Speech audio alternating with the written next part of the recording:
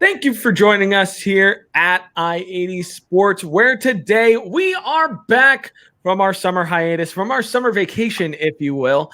And the beginning of the NHL season is upon us, so it's time to talk some off-season winners and losers before we dive into division previews next week. Guys, thank you guys again for joining us here at I-80 Sports.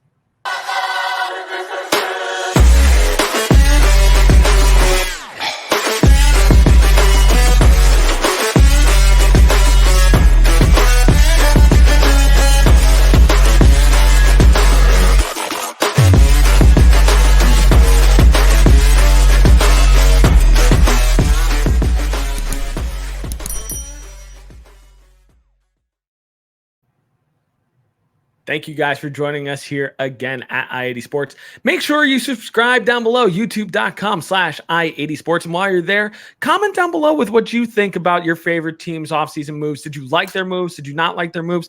And just join the conversation down below. While you're there, drop a like button if you like our content as well. And normally I would say join us on Twitter as well, but join us on X at I-80_Sports NHL. And if you're following us on X already, thank you guys so much. And that's going to take a little while for me to actually get used to actually saying X, not Twitter. But I guess I'm never really going to be used to that truly, but whatever. Anyway, I'm Brian. He's Tom. Tom, we're back. How you doing? I'm doing well. And it's been an interesting offseason, I would say. Some teams have gotten better. Some teams have gotten obviously worse. A team that I like hasn't gotten better nor worse, has made some smaller moves, which maybe I'll talk about a little bit later. But it's been an interesting offseason, and you know what? Today is the first day of football season. Do I care about football? Couldn't give a rat's rear end about it. But all that means to me is hockey is now 30-plus days away. So that's why football's a positive. And I love to see it. But don't go dissing our NFL crew over at I-80 Sports. I'm not dissing them. I'm not dissing them. They do a great job. They know their stuff. I'm just saying I don't watch it. That's all. Yeah, it's almost like people who watch our content, if you like football, you should be following our I-80 Sports football content because they come at you every single week with betting props as well as the news and notes from around the NFL. So if you guys like all that, make sure that you give them some love as well. But we're here for NHL. We're here to talk about hockey. And today we're talking offseason winners and losers from the 2023 offseason. So let's just start by talking about some of the major moves that happened in the NHL over the summer. Now, it's been a little while since we've done a video, so we got a lot to catch up on in that regard. We did a catch-up video all the way back in like June or July, so it's been a little while. It's been a hiatus. For those of you watching, welcome back. We're happy to be back. So let's get into this. So let's talk about some new names in new places, and we're not going to talk about really small moves. We're talking about the large moves here. So the first, probably right off the top, I'll just start. I'm plucking all of these from yahoo.com of what they consider the largest moves. And honestly, from what I can judge, these are some of the largest moves. So first and foremost, Erik Karlsson is now a Pittsburgh Penguin. So that is quite the move right off the top. Alex DeBrincat is on his way over to the Detroit Red Wings. More on that one in a little bit. Tyler Toffoli also changing scenery from the Calgary Flames over to the New Jersey Devils. Pierre-Luc Dubois also going to the Los Angeles Kings in the offseason as well. More about that in a little bit. Taylor Hall changing scenery as well, going from one original six team to another, going from the Boston Bruins to the Chicago Blackhawks. Other big moves those are mostly trades also, but free agency.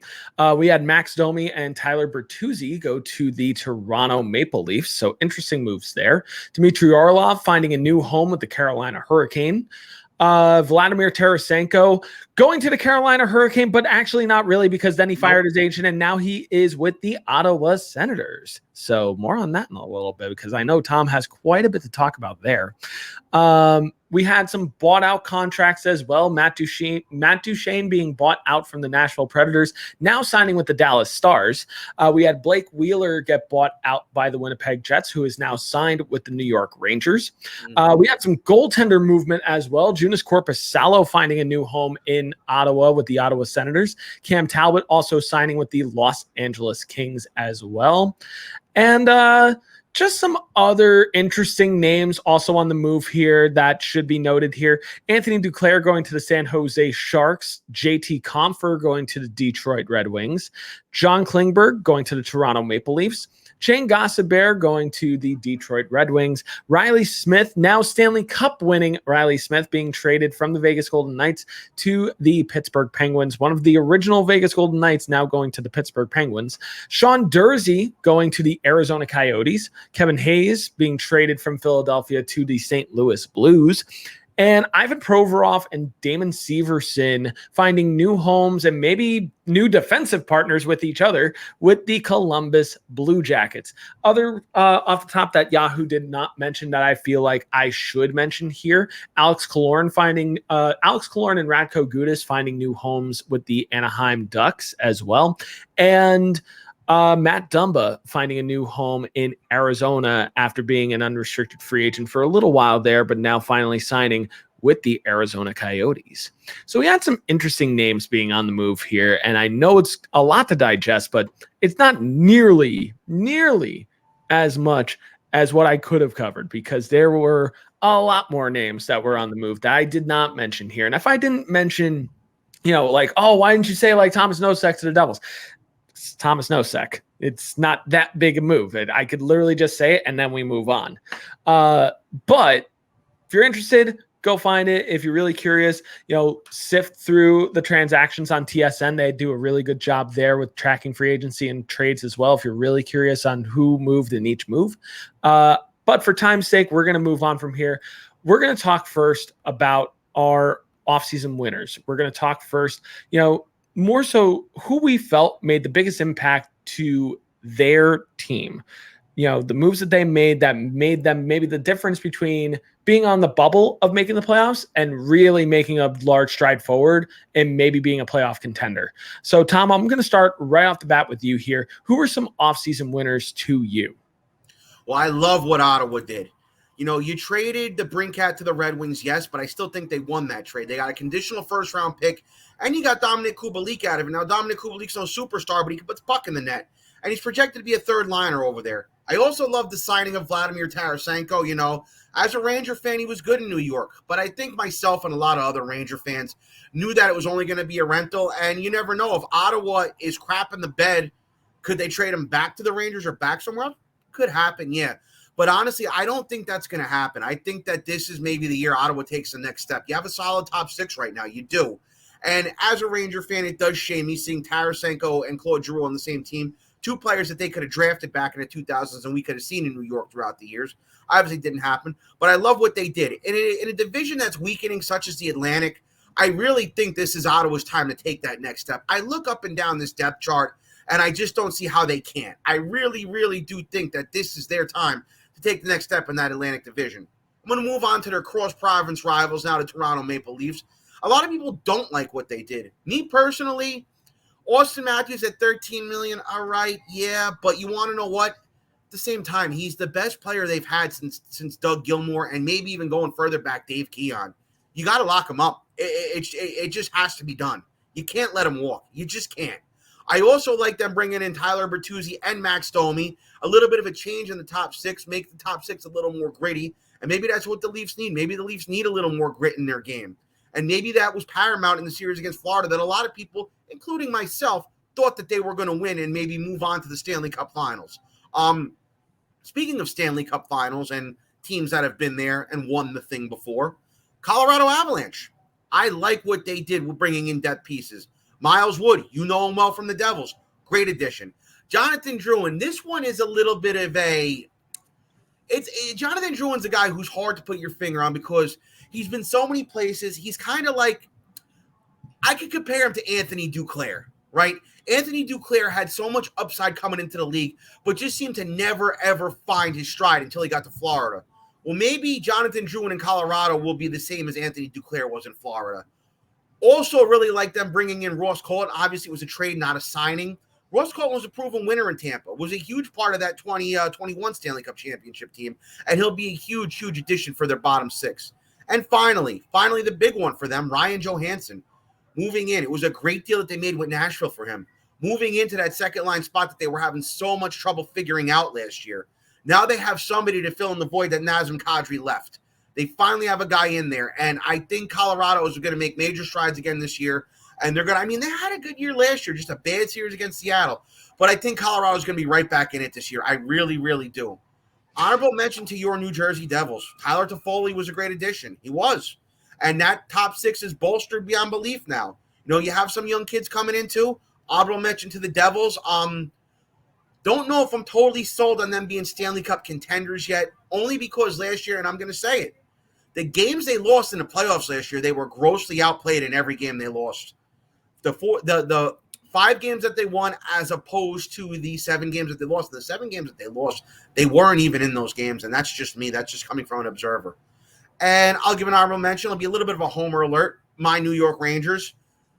Believe it or not, I knew Tarasenko was a goner. I did. It sucks, but it is what it is. Should have been there the whole time. I have talked about it before. We don't need to talk about it anymore. I do like the Blake Wheeler signing. They got him for basically nothing. At the very, very, very best case, Blake Wheeler can be that playmaker on line one when you have 2 goal scorers there at Mika Zibanejad and Chris Kreider. At the very, very, very worst case, Blake Wheeler can be a solid veteran 4th liner for that team. Very good deal. I like them bringing in Nick Bonino. Solid 4th line center, proven winner. Did it in Pittsburgh all those years ago. 2 cups in a row. Really like the Nick Bonino signing as well.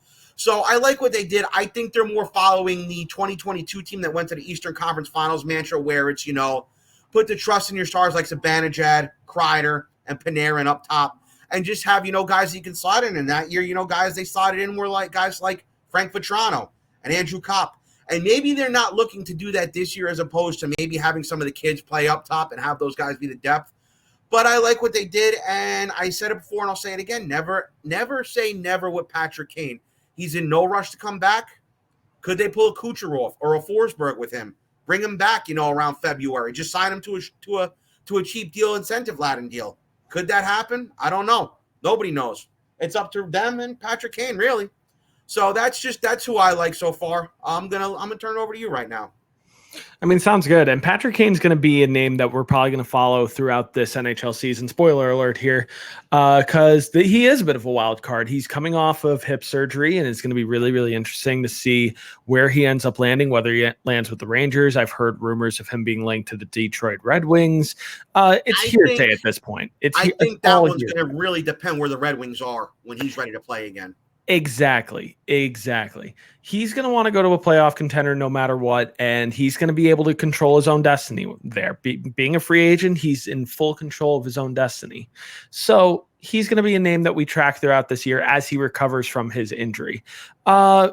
One thing that I really like that you mentioned was the Colorado Avalanche here, and I'm going to go a little off the cuff here and just say I really like how they reshaped their center depth behind Nathan MacKinnon here. Ryan Johansson and Ross Colton really freshens up the middle of that lineup. You know, Ryan Johansson slots in very easily on the second line now, in between Arturi Lehkonen and Valeri Nichushkin, and then Ross Colton slides into that third line more than likely alongside Miles Wood and Logan O'Connor. And I'm looking at that third line, and I think that could be a very underrated third line in the Central Division right now. Miles Wood, he might have gotten a little bit too much term on his deal, but he brings tenacity to his game. He brings tenacity to the Colorado Avalanche, and he plays hard-nosed hockey and plays a very fast-paced game. And I think that could be very beneficial for the Colorado Avalanche, so long as he stays out of the penalty box, in my opinion.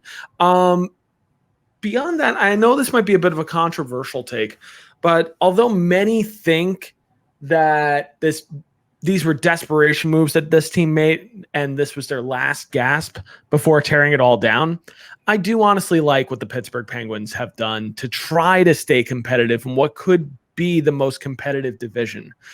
Adding Erik Karlsson, I think, was a very good move. And yes, you would have much rather had Karlsson years ago, but here are the facts. He won the Norris Trophy this past year. He was the most offensively productive defenseman in the NHL this year. he's proven that he still has plenty of gas left in the tank. And I think it's still beneficial for the Pittsburgh Penguins to pick him up and create a two-headed monster on the right-hand side of Chris Letang and Erik Karlsson. And their stats prove that they're both still very productive right-handed defensemen in the NHL, and teams would still kill to have that combination, albeit maybe not at that cap hit, but it's still very good. Looking up and down at the Pittsburgh Penguins lineup, which we'll really go over a lot more when we do our division previews. So stay tuned for our division previews over the next few weeks here as we roll towards the beginning of the NHL season.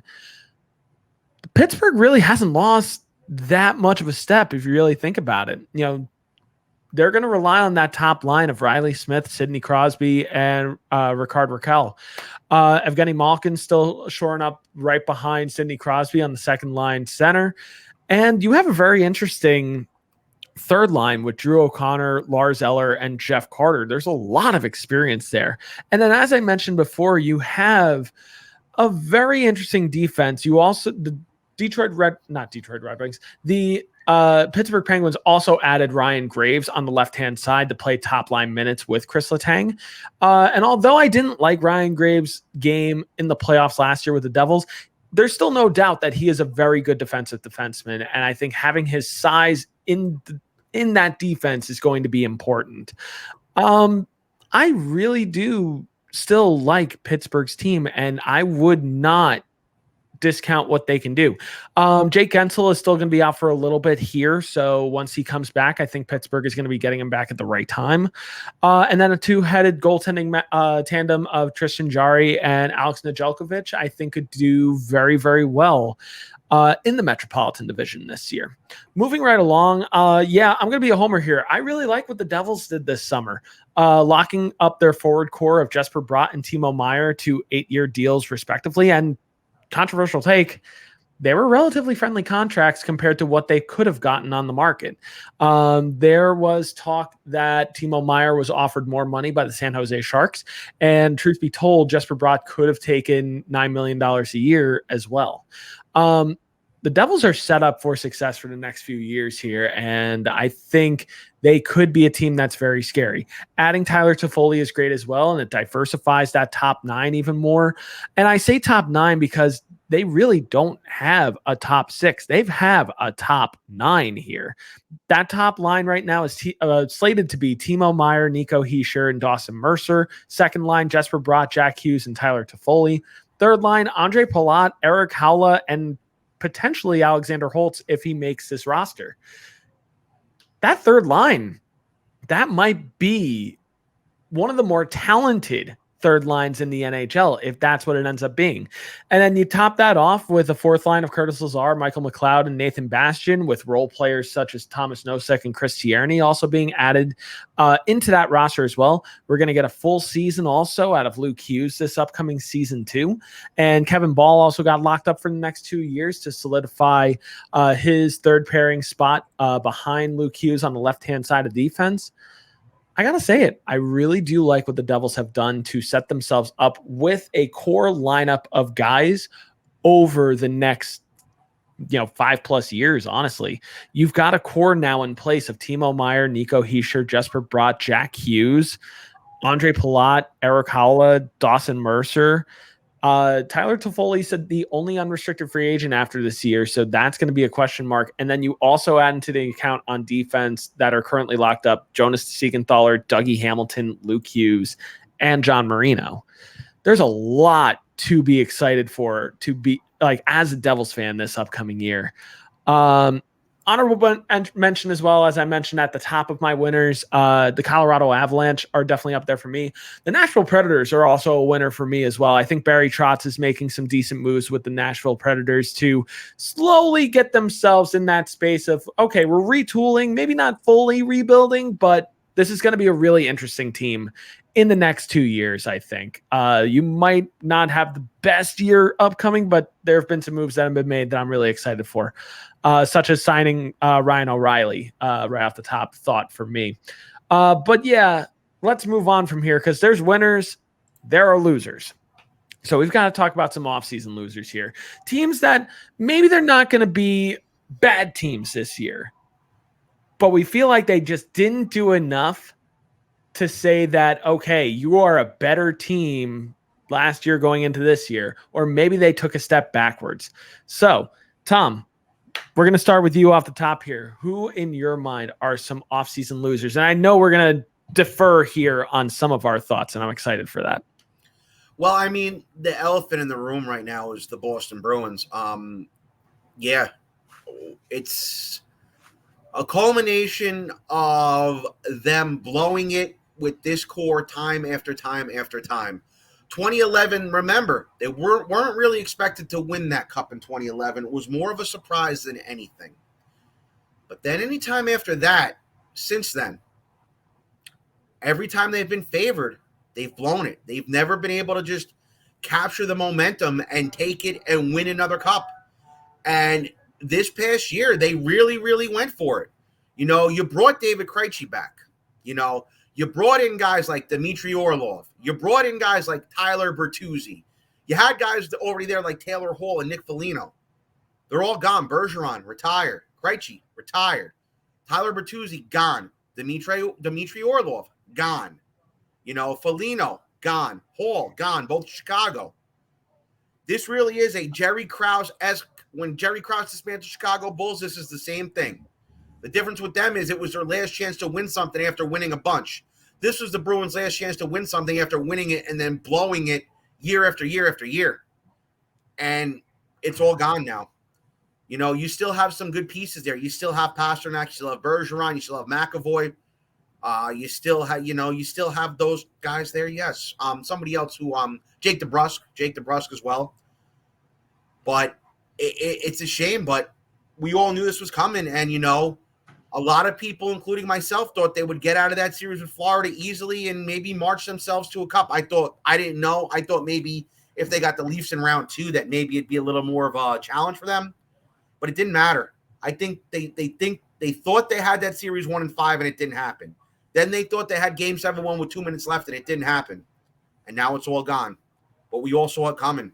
So it's really time, I guess, for the Bruins to start, you know, concentrating on the draft and developing prospects. And, well, they haven't drafted well and they don't have any good prospects. So it might be some bleak times for the Bruins coming up. But, you know, history's shown us with them, they really tend to get their you-know-what together pretty quickly. So we'll see. But right now, as it stands, they're a big loser. Now on to another team that wears black and gold, and it's one that you just praised. But I'm not doing it. I'm not praising the Pittsburgh Penguins. I didn't like that Carlson deal. Obviously, Carlson won the Norris Trophy. Still fairly young, early 30s. Yes, the team is old. Crosby, Malkin, Jeff Carter, all over 35. Chris Letang, injured all the time. Carlson can put up lots of points, but it's just not going to work. Even adding Erik Karlsson, I still rank the Rangers, Devils, and Canes higher than the Pens in the Metro Division. I do. It's not enough. The goaltending over there is suspect. It's always been suspect since Crosby and Malkin have been there. They've never had a goaltender that can win them a game. We've seen it in the playoffs numerous times, no matter who it is. But this isn't the Pittsburgh Penguins where you can throw Matt Murray in and rely on, you know, your skaters to win you games. I'm sorry, they're too old, and this could really backfire. And I'm going to say it before, and I'll say it again.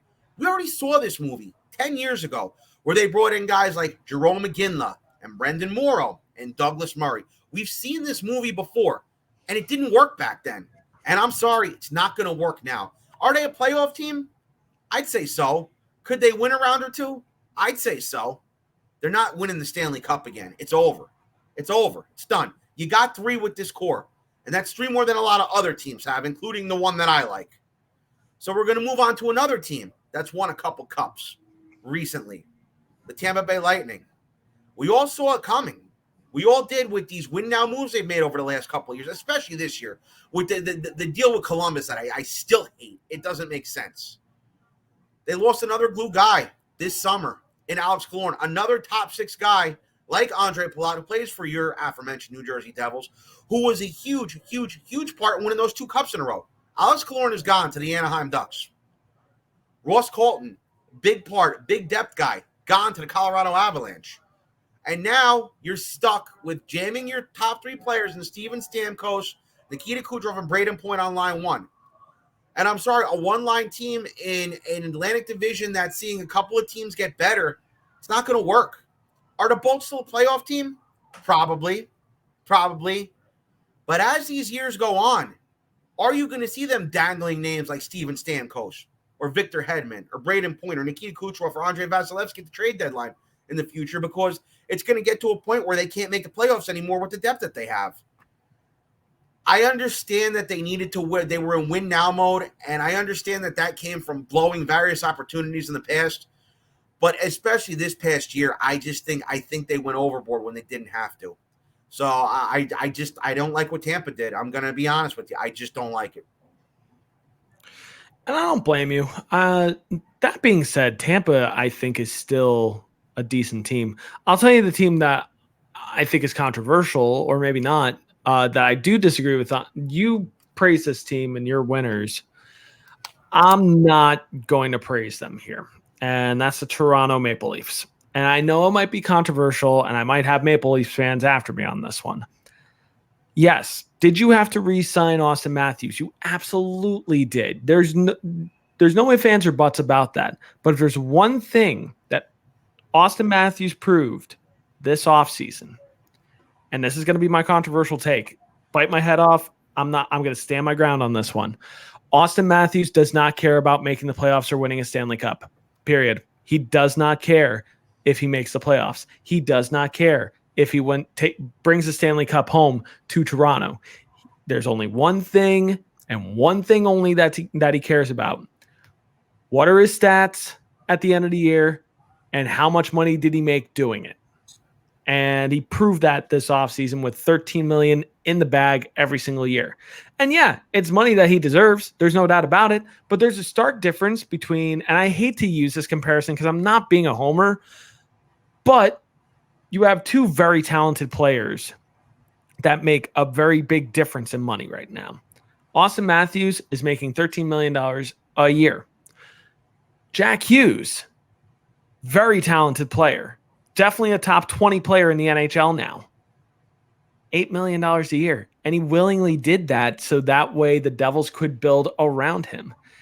$13 million to one guy really limits a team's ability to build around. Look at how much difficulty the Edmonton Oilers are having building their roster around Connor McDavid and Leon Draisaitl with the money that they saddled to them.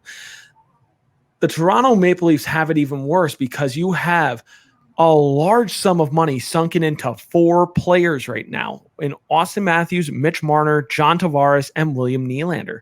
Something's got to give here because right now, looking at the roster, that top six, fantastic top six. For sure, Tyler Bertuzzi, Austin Matthews, and Mitch Marner at the top might be one of the top lines in the NHL this year. Not denying that at all. Second line, Max Domi, John Tavares, William Nylander. A lot of teams would kill to have that as their top line this upcoming year. But you see a significant fall off after that. Because third line, Matthew Nyes, David Kampf, and Kale Yarncroc. All right, not a bad third line, but that's a fourth line on most teams. And then Sam Lafferty, Dylan Gambrell, and Ryan Reeves, which don't get me started on the Ryan Reeves contract and shelling out money for Ryan Reeves, who was a healthy scratch half of last year with multiple teams. That fourth line, two of the three of these guys would be healthy scratches on a lot of NHL lineups this upcoming year. And then the defense is not as good as a lot of people say it is. Really, the only defenseman to me that's even worthwhile is Morgan Riley, and you might be losing him after this year because of your money choices. Mark Giordano is also, he's a warrior, and I very much respect Mark Giordano, but TJ Brody, not. Jake McCabe, no. John Klingberg, maybe a few years ago, but no. Timothy Littlerin still needs to really prove that he is an NHL defenseman. And then goaltending, Ilya Samsonov found a new gear this year. That's great, but with Matt Murray injured, now you got Joseph Woll. And I don't know. I can't help but be continually disappointed by the choices that the Toronto Maple Leafs make year in and year out. I don't know if this is a team that absolutely makes the playoffs. There's no doubt about that. I don't know if they make it to a Stanley Cup, though. And I don't think I consider them Stanley Cup favorites like a lot of people do. And that's just my controversial take. I'll hop on the Boston bandwagon here and just say I feel bad for the Boston Bruins. It's unfortunate to see them lose their franchise cornerstone centers in Patrice Bergeron and David Krejci to retirement. But they had no answers for replacing them at all. Like, the best that they can muster up is bumping Pavel Zacha up to the top line and also signing Jesper Boqvist on a prove-it deal. Boston, their lineup, I don't know. I'd be curious to see what they end up doing towards the trade deadline. I thought they were pretty savvy with the moves that they made, admittedly. Signing a few guys to some prove-it-like deals. But like James Van Riemsdyk playing that top line with Pavel Zacha and David Pastrnak, it's a downgrade. It's a downgrade right from the top. Second line, Brad Marchand, Charlie Coyle, Jake DeBrusk. Pretty productive line, I think, but this is not the Boston Bruins lineup that they want to trot out. They lost a lot of depth over the offseason. Defense is still looking good. Goaltending still looking awesome in Linus Ullmark and Jeremy Swayman. Probably the best tandem in the entire NHL this upcoming season for sure. But Boston, I think, is going to have to take a long, hard look in the mirror and decide what they're going to do from here, because they're kind of in this weird purgatory where they're a playoff team, but they're probably not a Stanley Cup team. Lastly, I'm also just going to mention the Anaheim Ducks here. I thought they overpaid for Alex Killorn. He's a very talented player, but I feel like they're going to regret that contract in the next few years when it becomes an albatross. Same thing goes for Radko Gudas. You kind of had to do it and make the signing, but I feel like they shelled out a little bit too more for right-handed depth, which you're going to pay for. I understand, but I don't know. I just don't really like it that much. That being said, I'm also just not disappointed by Anaheim in general. I think in the next few years, they're going to be a really strong team in the next few years. So you got to do what you got to do. Before we start wrapping up this episode, I do want to mention here a few teams that maybe we didn't mention in our offseason winners and losers. And this might be just a sneak preview for our division previews, which start up next week. So make sure you got the bell notification click down below, so that way you guys know when we go live with our division previews. But Tom, I'm going to turn it over here for you. Which teams are you most excited for this upcoming season? Who really intrigues you going into the upcoming 2023-2024 season? Well, I am curious to see what Detroit's going to do here with, you have Alex DeBrincat and Dylan Larkin on the first line, and the clock is kind of ticking for the Red Wings now. Every year it's, okay, they're going to take the next step. Okay, they're going to take the next step, and they don't.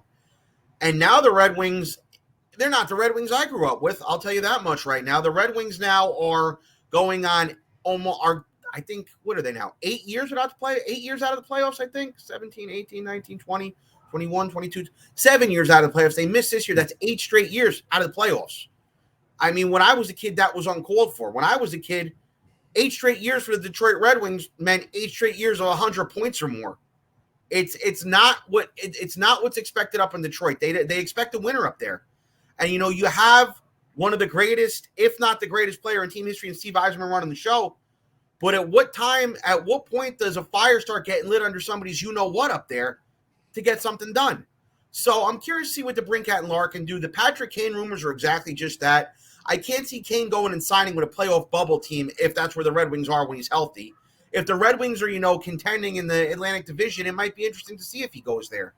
So I'm curious to see what happens there. But now I'm going to go on the flip side of the DeBrincat deal. And I know I said it before about the Sens, but watch them. You got to watch what they're going to do this year, because I think that they are primed and ready to really take a step in a really weakening Atlantic Division. Now, is the whole division weak? No, I think the division is the Toronto Maple Leafs to lose. I think Florida's taking a step back. I think Boston's taking a step back. But I do really think that Ottawa could be a second or third place team in this division if they play it right. Now, another interesting one here, and one that I'm not really expecting to do to be world beaters, Chicago Blackhawks. You have the big fish in the pond, Connor Bedard. Now you have guys in there like Taylor Hall, Nick Foligno, and Corey Perry. And I mean, this can go one or two ways. It could be like Austin Matthews' first year in Toronto when they brought a guy like Patrick Marleau in, and they did the unthinkable and made the playoffs in the final day of the season where many people thought that they wouldn't. Or this can be Pittsburgh in Crosby's first year, or Tampa, Stamkos' first year, where they brought the veteran guys to surround those players with, and it just blew up in their face terribly early on, and those teams never had a shot. So it's going to be really interesting to see what Chicago does. Do I think that they'll make the playoffs? Probably not. I think Chicago still needs another good draft or two before they're really contending again. But just with these players they're bringing in to surround him with, and with Seth Jones already there, I don't know. It's going to be curious to see how the Blackhawks play it this year. It really is. Yeah, I got to agree. I mean, almost every single team that you mentioned, I'm going to mention here as well. And just down the line, Ottawa, Detroit, Chicago, all three of these teams I'm very intrigued by. I've been sifting through their lineups as we speak. And these are some really, deceptively strong lineups that each of these teams are going to be trotting out. I do also want to mention in terms of taking advantage of the Atlantic bubble ready to burst, the Buffalo Sabres. I'm really excited to watch this team. They were a really exciting team to watch towards the stretch to see if they would make the playoffs. And I fully expect them to return to that form at the beginning of this season and really hit the ground running. I'm looking at their lines and their potential line combinations, and there's a lot to be excited for in Buffalo, man. There's a lot to be excited for. They added some really good depth as well in their defense with Connor Clifton and Eric Johnson, already adding to a talented defense that sports Rasmus Dahlin and Owen Power. And you look at the goalie combination too, and don't sleep on this goalie combo of Devin Levi and Ukko-Pekka Luukkonen. This is a really, really fun and interesting looking team. And it could go either which way. This team's either going to be an absolute heartbreaker for some teams and knock them out of the playoffs, or they could be just one more year away. But mark my words, Buffalo is close. They're really, really, really, really close. I'm really intrigued by what Nashville can do this year. I don't have high expectations for them, but I think there are enough interesting players on this team that at least has me interested. Ryan O'Reilly has me interested being paired with Philip Forsberg. Denis Gurianov going over there as well is really interesting to me too. Luke Shen pairing with Roman Josi, I think, is not being talked about enough as a potential pair. And I do like what Barry Trotz has done so far. And I think one storyline to follow this upcoming year is what Nashville ends up doing in the goalie situation. There were talks in the offseason that they might have Saros on the trade block. And then there was talks that maybe they had Yaroslav Askarov on the trade block as well. So that's going to be an interesting storyline to follow throughout this year. But yeah, I really liked what Chicago did as well. I think Taylor Hall with Connor Bedard is going to be a lot of fun to watch from the beginning of this season and give Chicago fans at least a glimmer of hope for the future. One team I didn't mention in my winners, but they were absolute winners, and a team that I am also still excited to watch, even though I'm a Devils fan, the Carolina Hurricane. Michael Bunting, possibly going up to that top line with Sebastian Aho and Seth Jarvis, I think could be a lot of fun for them. I also like the Dmitry Orlov signing and gives a lot more left-handed depth. And I'll just say it. I think, honestly, the Carolina Hurricane might have the best left-handed defenseman depth, not even in the Metropolitan, possibly in the NHL. You got Jacob Slavin on the first pairing, Brady Shea on the second pairing, and Dmitry Orlov on the third pairing. That's going to be a lot of fun to watch. And re-signing both Freddie Anderson and Antti Ranta, I thought were very smart moves as well by the Carolina Hurricane. Before we also wrap up here, Tom, I got a question for you here, which is, which teams still need to prove it to you before you believe that they're potentially playoff ready, or even just ready for any leap forward? I hate to say it. I'm not sure Buffalo did enough. Now, I know they brought in the local hero down here, Connor Clifton, whose dad I'm actually about to play hockey with in a little while. But all right, flex. Just flex. Yeah. But I don't know if it's enough right now. I mean, Tage Thompson had a monster year last year, and obviously they're trusting the process with their younger players and guys like Dylan Cousins and Peyton Krebs and the like. But I just think I look at their forward depth, and there's still a lot of unprovenness there to me. I think that maybe they should have brought, I'm not saying should have made a splash like they did with Eric Staal and Taylor Hall those years ago, but maybe they should have brought a little bit more of a reliable second liner in to them for them. I'm just not sure, as weak as that division is going to be. You know, like I said, I think it's Toronto's to lose. I think Tampa is probably still a playoff team. I think Ottawa, with the moves they made, is maybe what Buffalo should have tried to do, is also going to be in. But that last wild card spot, could I see them getting it? Yeah. But could I see them sitting home another year with no playoffs in Buffalo? Absolutely. I'm just not sure Buffalo did enough. We got to see what happens with a guy like Tage Thompson again and what kind of year he's going to have. And was last year a fluke, or wasn't it a fluke? I'm sorry. I right now, I can't buy what the Buffalo Sabres are selling. I just can't do it, at least not yet. And I can understand where you're coming from there. I think it's justifiable. I mean, I also have my rose-colored glasses because I want Buffalo to succeed. Honestly, I do want to see them do well. But I think I can see where you're coming from, potentially not doing enough. But I think Buffalo also has a lot of potential in maybe the moves that they make during the season. I think that shouldn't be undersold as well. Look, although I like what Columbus is building right now, I cannot say I'm buying the Columbus Blue Jackets as a team that's going to make that leap forward just yet. Adam Fantilli falling on their lap in the NHL draft was fantastic. And I love seeing a kid that even stated that he would love to be a part of the Columbus Blue Jackets. He gets to go there. And I'm sorry, are the Columbus Blue Jackets basically just trying to create the Michigan Wolverines? Because let's be real here. Kent Johnson, Adam Fantilli, Cole Sillinger. Like, they're basically just trying to build the Michigan Wolverines. But, I mean, then again, the Devils are also doing the same with Luke Hughes and Seamus Casey, but neither here nor there. The Rangers tried to build the Boston College Eagles how many years ago with Kreider and Hayes and the like? That's a fair point. But I can't pick up what they're putting down just yet. I think they have a talented lineup if they stay healthy, which that was the killer for them this year. If they stay healthy, which they did not. But there's one venom in the locker room right now that could potentially make this lineup sink or swim. And that is who is now at the helm and head coach, Mike Babcock. Mm-hmm. It's either a great move or the worst move that they could possibly make. And we won't know until the season starts and the season ends. We cannot fully assess until the end of the season what happens and what goes down. I think Mike Babcock will make this lineup more competitive, but I can't help but think at what cost. Another team that I'm not picking up what they're putting down just yet is the LA Kings. And I want to say I can pick up what they're putting down because I've sung their praises for the past few years. I've absolutely sung their praises as one of the most underrated lineups in the NHL. But when you make a terrible trade for Pierre-Luc Dubois and justify it as it makes us a playoff team and potential Stanley Cup contender, I can't pick that up. I can't agree with that. I think Dubois was overpaid.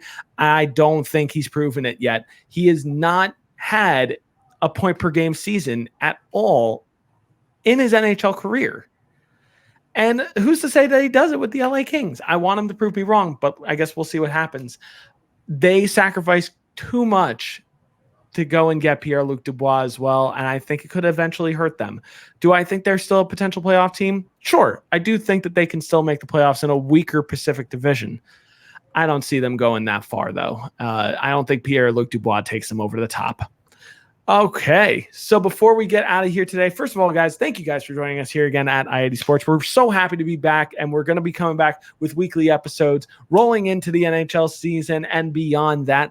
But before we go, it is time, as always, for our question of the day, which our question of the day is simple, and I'll keep it short and sweet. Tom, I'll let you answer first. Who are some of your Stanley Cup favorites or Stanley Cup favorite as the season opens? I got to go with the Colorado Avalanche here. I think that they had a bit of a hangover last year. They had some injuries last year. But right now, I think they're still the top team. I do. Honorable mention, I want to say the Canes, but I got to see it first. I got to see them be a legit playoff team, a legit healthy playoff team. They made strides last year. They did. And I guess I'll just be a little bit of a homer here. And I'll just tell people, the Rangers are only 2 years removed from that cup run, from that Eastern Conference Finals run they went on. And there's been a lot of years where you have that team that you sort of write off and you forget about, and then come the springtime, all of a sudden, they win a series or two and they're back. Case in point, the Colorado Avalanche in the mid-'90s. They won in 96, went down to Detroit in 97. 98, Edmonton upset them in the first round. And in 99, nobody's really talking about them until, oh, wait, they're still here. Don't forget about them. So I'll give them an honorable mention. Who knows where they'll go or what they'll do. But I feel like not enough people are talking about them when in reality, they're still fairly young and they're only 2 years removed from an Eastern Conference Final. Say what you will. I don't know if they'll win it, but I feel like not enough people are saying enough about them. Still have to be seen with the New York Rangers. They're still an exciting team, though. I'm not going to undercut that. I think they're going to give the Metropolitan Division a lot of hell, and what also helps is having the best goaltender in the entire NHL in Igor Shesterkin. I think any team that has Igor Shesterkin is a playoff team by trade.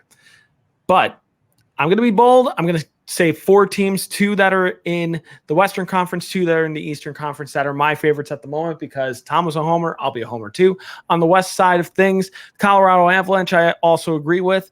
And I think Vegas is also another favorite because they didn't really lose that much. And I think a lot of that lineup is still intact. And I think there's a lot of magic still there. On the Eastern side of things, I think the Carolina Hurricanes still have a lot to prove. And I think have only improved from this offseason. And I'll go ahead and say it, the New Jersey Devils.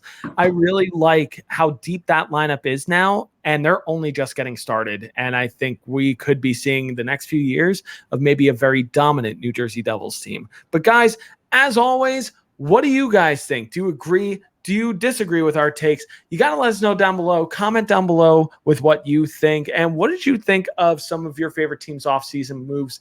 Let us know in the comment section below. Drop a like while you're there if you like our content. And make sure you subscribe down below, youtube.com/i80sports. Hit the bell notification so that way you guys know when our division previews come out. We're going to start with the Pacific Division this upcoming week, so you don't want to miss any of that. And if you follow us on X, thank you guys so much. But if you don't, make sure you follow us down below at i80_sports NHL. And if you follow us already, thank you guys so much because we greatly value all of your support. But time to get away from this. Time to start thinking about our division previews. So while we pontificate all of that, I'm Brian. He's Tom. This has been yet another episode of NHL on i80 Sports.